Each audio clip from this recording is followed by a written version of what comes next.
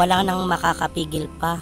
Talagang napakarami na ang kinikilig kina Kim Chiu at Paolo Abilino, lalo na't paparating ang showing ng My Love Will Make You Disappear.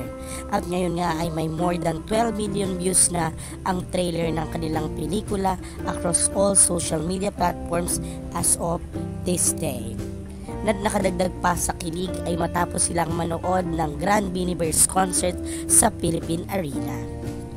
Kaya nga, ang dami ng mga artista ang nagpapahayag na sila nga ay parang magkasintahan na. At ito ang binitawang salita ni Vice Ganda matapos po rin ang trailer ng pelikula. Halata naman daw na bet nyo ang isa't isa. Yan ang nasabi ni Vice, na sabi daw ng mga boses ay kitang kita na sila ay parang bet talaga ang isa't isa.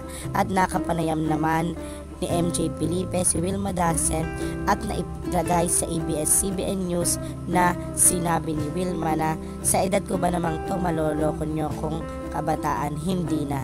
Yan ay matapos niyang sabihin na para daw sa kanya ay sina Kim Chiu at Paolo Abilino na dahil kakaiba ang kanilang gesture sa isa't isa at hindi na nga raw siya maloloko dahil body language pa lang ay kitang-kita na.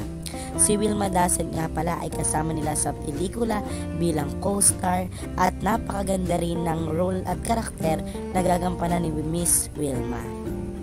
Well, para sa lahat ng mga manonood, sa March 26 po ay nationwide na ipapalabas ang My Love Will Make You Disappear.